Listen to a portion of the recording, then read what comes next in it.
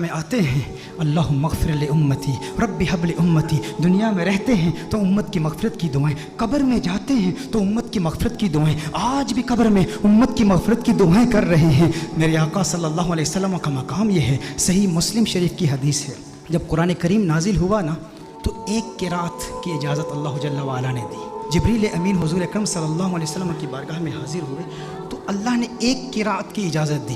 حضور اکرم صلی اللہ علیہ وسلم نے جبریل امین کو واپس بھیج دیا، جبریل واپس چلے جاؤ، اللہ کی بارگاہ میں عرض کرو کہ میری امت کے قبائل تو بہت زیادہ ہیں، اب ایک قرات کی اجازت، یہ میری امت کے لیے اس کا تلفظ آسان نہیں ہے، حوّن علی امتی، امت کو سہولت دی جائے۔ نبی کریم صلی اللہ علیہ وسلم نے جبریل امین کو واپس بھیج دیا، جبریل امین اللہ کی بارگاہ میں حاضر ہوئے۔ اب دیکھیں ہندوستان کے علماء بیٹھے ہیں، حضور کے امتی ہندوستان میں بھی رہتے ہیں نا، میں جب ہندوستان میں جاتا ہوں تو وہاں پر جب بیانات میں مجھے دعوت دی جاتی ہے، جب مجھے مدعو کرتے ہیں تو کہتے ہیں شاکب شامی کو ہم دعوت دے رہے ہیں۔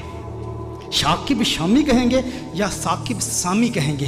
تو ہندوستان کے کچھ ایسے علاقے ہیں جہاں پر سے اور شین کو اکٹھے نہیں وہ تلفظ کر پاتے، ادا نہیں کر پاتے۔ نظام الدین اولیاء رحمہ اللہ کی بارگاہ میں گیا تو وہاں کہتے ہیں نجام الدین اولیاء۔ ہندوستان بہت بڑا ہے، میں حیدرآباد دکن میں گیا تو وہاں قرآن کی جگہ قرآن کہہ رہے ہیں، قرآن، تو ہر ایک کے لیے تلفظ آسان نہیں ہے۔ تو میں کہتا ہوں وہ تو ایک ہندوستان ہے، میرے آقا صلی اللہ علیہ وسلم کی امت تو پوری دنیا میں ہے۔ تو حضور نے اللہ کی بارگاہ میں التجا کی کہ یا اللہ میری امت کے یہ بہت مشکل ہے، ایک قرات کی اجازت دی ہے، مزید اضافہ کیا جائے۔ جبریل امین اللہ کی بارگاہ میں حاضر ہوتے ہیں، اللہ ارشاد فرماتا ہے جا جبریل واپس جا، دو قراتوں کی اجازت۔ حضور پھر عرض کرتے ہیں، ارشاد فرماتے ہیں جبریل واپس چلا جا، دو بھی کافی نہیں ہے۔ جبریل امین پھر اللہ کی بارگاہ میں حاضر ہوتے ہیں، مزید اضافہ کیجئے۔ اللہ نے ارشاد فرمایا تین قراتوں کی اجازت۔ حضور کی بارگاہ میں جبریل امین حاضر ہوتے ہیں، حضور فرماتے ہیں حوّن علی امتی، مزید سہولت دی جائے میری امت کو۔ اللہ نے ارشاد فرمایا جا میرے محبوب تیرے صدقے 7 قراتوں کی اجازت ہے۔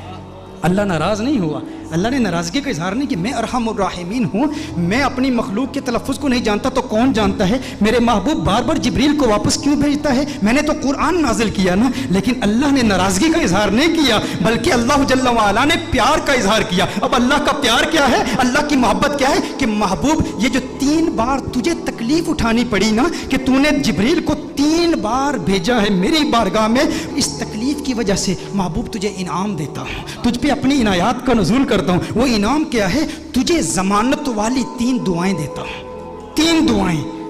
صحیح مسلم کی حدیث کا مفہوم پیش کر رہا ہوں، ضمانت والی 3 دعائیں، جب بھی مانگے گا قبول ہو جائیں گی۔ سارے انبیاء کو دعائیں دی گئی، حضرت سلیمان علیہ السلام کو بھی ایک ضمانت والی دعا دی گئی کہ جو دعا کرے گا قبول ہو جائے گی، باقی انبیاء کو ایک ایک دعا دی گئی۔ حضور اکرم صلی اللہ علیہ وسلم کو 3 دعائیں دی گئی کہ ہے محبوب 3 دعائیں ہیں۔ سلیمان علیہ السلام نے دعا کیا کی؟ یا اللہ مجھے بادشاہ ایسا بنا دے کہ میرے جیسا کوئی بادشاہ نہ ہو، اللہ جل وعلا نے دعا قبول کر لی۔ ابراہیم علیہ السلام نے اپنی اولاد کے لیے دعا کی کہ یا اللہ میری اولاد میں انبیاء اور رسول بھیج، اللہ نے وہ دعا قبول کر لی۔ حضرت نوح علیہ السلام نے اپنے دشمنوں کی تباہی کی دعا کی، ان کے دشمنوں کو اللہ نے تباہ کر دیا، سب کی دعائیں قبول ہوئی۔ لیکن ہر نبی نے جو دعا کی نا، یا اپنے لیے کی، یا اپنی اولاد کے لیے کی، یا اپنے دشمنوں کی ہلاکت کے لیے کی، انہیں ایک ایک دعا ملی۔ لیکن کونین کے والی صلی اللہ علیہ وسلم کو 3 دعائیں ملی۔ لیکن میرے آقا کی دعائیں کیا ہیں؟ میرے آقا صلی اللہ علیہ وسلم نے ایک بھی دعا اپنے لیے نہیں کی، 2 دعائیں دنیا میں ہی کر لی اور ایک دعا آخرت کے لیے مؤخر کی۔ دنیا کے لیے جو دعا تھی وہ کیا تھی؟ اللہم اغفر لامتی، اللہم اغفر لامتی، اللہم اغفر لامتی، ہے اللہ میری امت کی مغفرت فرما۔ میرے آقا صلی اللہ علیہ وسلم نے دوسری دعا کیا کی؟ پھر اللہم اغفر لامتی، ہے اللہ میری امت کی مغفرت فرما۔ علماء نے کلام کیا ہے کہ پہلی جو دعا تھی وہ کبائر گناہ کے لیے تھی، دوسری جو دعائیں تھی وہ صغائر گناہ کی ہے، لیکن تیسری دعا میرے آقا صلی اللہ علیہ وسلم نے مؤخر کر لی۔ اور مؤخر کیوں کی؟ حضور نے ارشاد فرمایا یہ تیسری دعا آخرت کے لیے بچا کے رکھی ہے۔ یا رسول اللہ صلی اللہ علیہ وسلم کیوں بچا کے رکھی ہے؟ حضور نے ارشاد فرمایا وہ آخرت کا دن ایسا دن ہے جب سب نبیوں کی امتیں یہاں تک کہ انبیاء بھی میری بارگاہ میں حاضر ہوں گے، یہ ان کے لیے سنبھال کے رکھی ہے۔ حضور اکرم صلی اللہ علیہ وسلم نے ابراہیم علیہ السلام کی امت کے لیے، عیسیٰ علیہ السلام کی امت کے لیے، موسیٰ علیہ السلام کی امت کے لیے، ان سب کی امتوں کی مغفرت کے لیے یہ دعا سنبھال کے رکھی ہے۔ ذہن میں یہ سوال تو پیدا ہوتا ہے نا، باقی انبیاء کو بھی قیامت کی ہولناکیوں کا علم تھا نا، قیامت کی ہولناکیوں اور سختیوں اور شدت کا علم تھا نا، وہ جانتے تھے کہ مخلوق کس قدر مجبور ہوگی قیامت کے روز، انہیں بھی اپنی امت سے محبت تھی نا، باقی انبیاء نے آخرت کے لیے دعا کیوں نہیں بچا کر رکھی؟ ذہن میں سوال پیدا ہوتا ہے، باقی انبیاء بھی اپنی امتوں سے پیار کرتے ہیں، لیکن انہوں نے اپنی امتوں کے لیے وہ دعا بچا کر کیوں نہیں رکھی؟ ایک دعا تھی امت کے لیے بچا کر رکھتے نا۔ انبیاء کو پتا تھا، انبیاء جانتے تھے کہ اس لجپال کو لاج ہے۔ ارے ہم کیوں پریشان ہوں جس کی آمد کے تذکرے ہم کب سے کر رہے ہیں، اپنی امتوں کو بتا رہے ہیں وہ محمد عربی آ رہا ہے، وہ لجپال ہے، جہاں اپنی امتوں کو بچائے گا وہاں ہماری امتوں کو بھی بچائے گا۔ میرے آقا صلی اللہ علیہ وسلم فقط اپنی امت کے لیے نہیں آئے، وہ رحمت للعالمین ہیں، وہ عیسیٰ کے لیے بھی آئے ہیں اور عیسیٰ کی امت کے لیے بھی آئے ہیں، وہ موسیٰ کے لیے بھی آئے ہیں، موسیٰ کی امت کے لیے بھی آئے ہیں، وہ ابراہیم کے لیے بھی آئے ہیں، ابراہیم کی امت کے لیے بھی آئے ہیں، وہ نوح کے لیے بھی آئے ہیں اور نوح کی امت کے لیے بھی آئے ہیں۔ علی نبینا علیہ الصلوۃ والسلام، انہیں پریشانی نہیں تھی، وہ جانتے تھے وہ لجپال ہیں، انہوں نے پہلے ہی انتظام کر رکھا ہے، وہ سب کی شفاعت کر دیں گے، کیونکہ میرے آقا صرف اس امت کے لیے نبی نہیں، وہ سب کے لیے نبی ہیں، یہاں تک نبیوں کے لیے بھی نبی ہیں۔ اعلیٰ حضرت نے یہ احمد رضا صاحب کلام پڑھ رہے تھے، اس وقت مجھے اعلیٰ حضرت کا وہ کلام یاد آیا۔ اعلیٰ حضرت نے بڑا خوبصورت تخیل باندھا ہے کہ دنیا میں میرے دل میں یہ خواہش ہے کہ نبیوں اور رسولوں سے ملوں اور سارے انبیاء اور رسول سے ایک التجا کروں، ان سے ایک بات پوچھوں۔ یہ کس کی خواہش ہے؟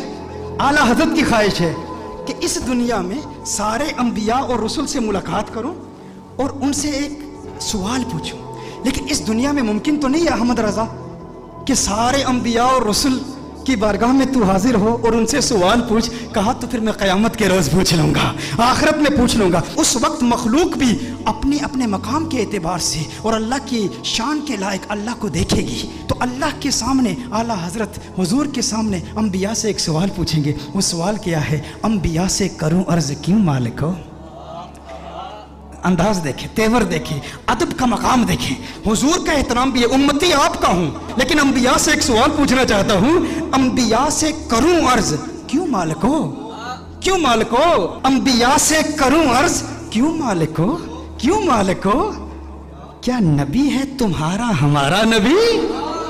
یہ جو ہمارے آقا ہیں، جو ہمارے نبی ہیں، کیا تمہارے بھی یہی نبی ہیں؟ انبیاء سے کروں عرض کیوں مالک ہو؟ انبیاء سے کروں عرض کیوں مالک ہو؟ کیا نبی ہے تمہارا ہمارا نبی؟ انبیاء فرمائیں گے احمد رضا آج پوچھ لیا ہے، تجھے موقع ملا ہے اللہ کی بارگاہ میں، انبیاء کی بارگاہ میں، رسولوں کی بارگاہ میں، آقا خود موجود ہیں، پوچھ لیا ہے تو سن احمد رضا، تو نے کہا انبیاء سے کروں عرض کیوں مالک ہو؟ کیا نبی ہے تمہارا ہمارا نبی؟ جیسے سب کا خدا ایک ہے ویسے ہی ان کا ان کا تمہارا ہمارا نبی۔